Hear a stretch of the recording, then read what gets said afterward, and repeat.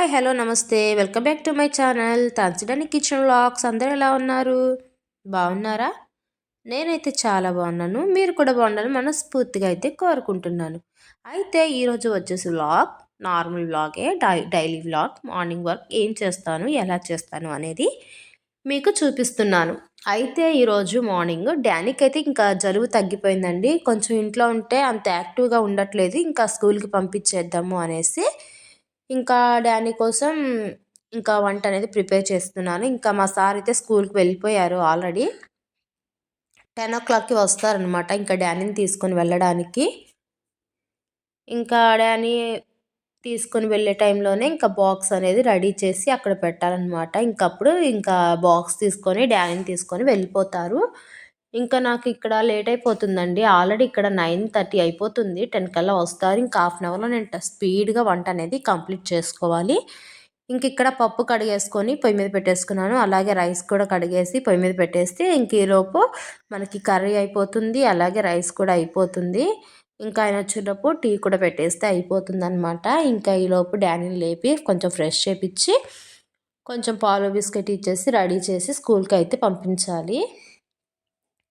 ఇంకా అలానేసి ఇంకా నేను వీడియో అయితే ఆన్ చేసేసి ఇంకా నా వర్క్ అనేది నేను చేసుకుంటున్నాను. నేను అయితే మీతో ఈరోజు ఒక చిన్న విషయాన్ని, నేను చిన్నదేం కాదు, ఈ విషయం మీ అందరికీ తెలిసే ఉండొచ్చు. అయితే ఈ విషయాన్ని నాకు మీతో షేర్ చేసుకోవాలి అనిపించింది. మీ అభిప్రాయం కూడా నేను తెలుసుకోవాలి అని అనుకున్నాను. అది ఏంటి అంటే మంగపేట దగ్గర జరిగిన ఆంజనేయులు మర్డర్ కేసు మీకు తెలిసే ఉంటుంది. అదేనండి, కువైట్ ప్రసాద్ అన్నయ్య తన పాపను హెరాస్ చేశాడని, తాత వరుసైన తను ఆ పాపను హెరాస్ చేశాడు అని ఆ పాప తన తల్లిదండ్రులకు ఫోన్ చేసి చెప్పగానే తల్లిదండ్రులు ఇద్దరు కువైట్ నుంచి వచ్చాక పోలీస్ కంప్లైంట్ ఇచ్చినా వాళ్ళేం పట్టించుకోలేదు.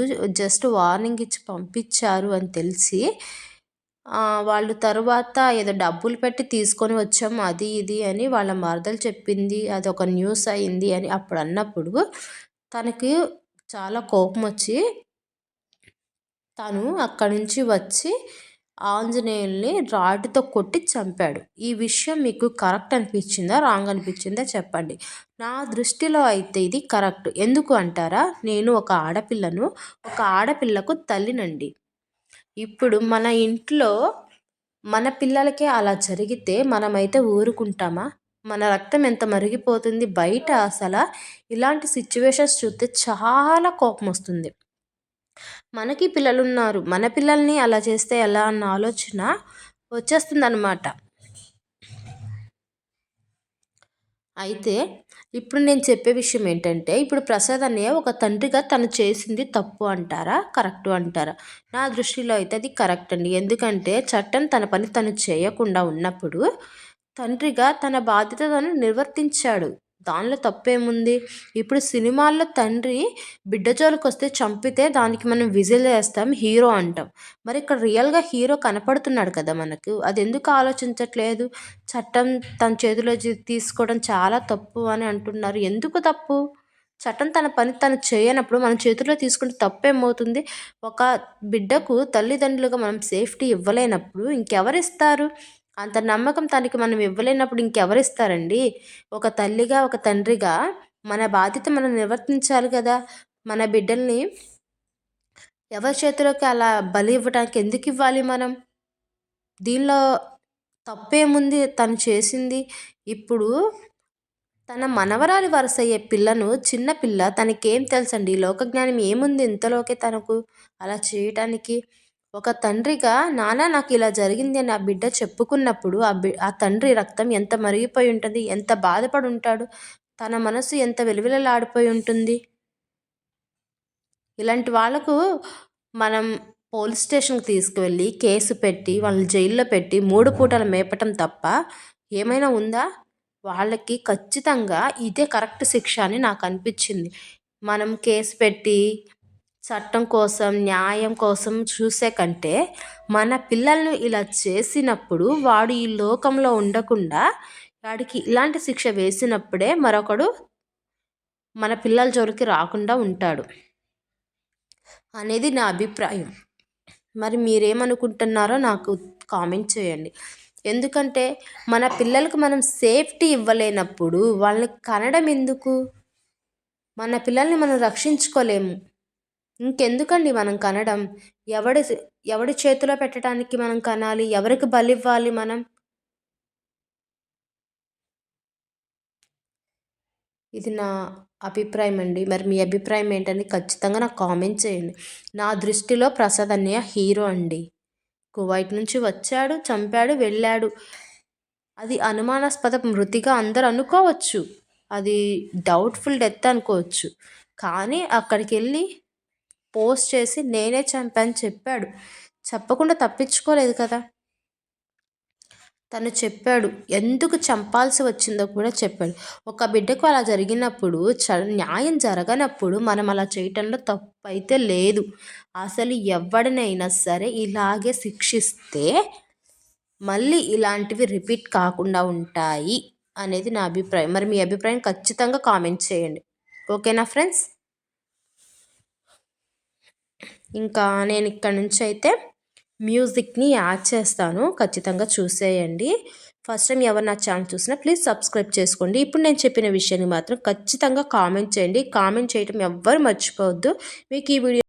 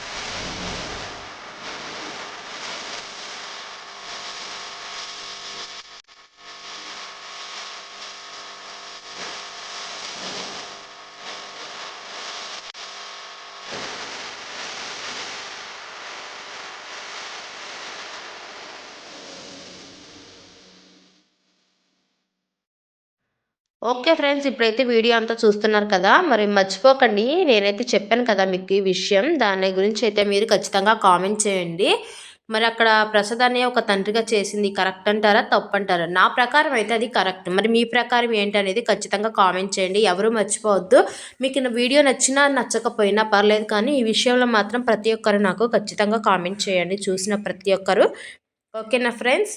ఇంకా వీడియో అయితే ఇది. చివరి వరకు నా వీడియోస్ చూసినందుకు చాలా థ్యాంక్స్ అండి మీ అందరకు. ఇలాగే ప్రతి ఒక్క హౌస్ వైఫ్‌ని మీరు సపోర్ట్ చేయండి. సబ్స్క్రైబ్ చేయండి. ఫస్ట్ టైం ఛానల్ చూస్తే మాత్రం ఎవరు మర్చిపోవద్దు. ఈ విషయం గురించి మాత్రం ప్రతి ఒక్కరు ఖచ్చితంగా కామెంట్ చేయండి. ఎందుకంటే మనకు ప్రతి ఇంట్లో మనకు ఆడవాళ్ళు అనేవాళ్ళు ఉంటారు. ఒక ఆడవారికి ఇలా జరిగినప్పుడు మనం రియాక్ట్ అవ్వడంలో తప్పేముంది? చట్టం తన పని తను చెయ్యనప్పుడు మనం చట్టాన్ని చేతిలోకి తీసుకోవడంలో తప్పేమైనా ఉందా? నాకైతే ఇది తప్పుగా అయితే అనిపించట్లేదు. ఖచ్చితంగా ఇది నా దృష్టిలో అయితే ఇది కరెక్ట్. ఎందుకంటే నేను ఒక ఆడపిల్లని, ఒక ఆడపిల్లకు తల్లిని కూడా కాబట్టి. కాబట్టి మీకేమనిపిస్తుందో ఖచ్చితంగా ప్రతి ఒక్కరు కామెంట్ చేయండి. ఓకేనా ఫ్రెండ్స్? ఇంకా వీడియో అయితే ఇంతే మరి. మరి మళ్ళీ మరొక మంచి వీడియోతో అయితే మళ్ళీ మీ ముందుకు వస్తాను. Until then bye. First time చూస్తే సబ్స్క్రైబ్ చేసుకోండి. Love you guys. Bye bye.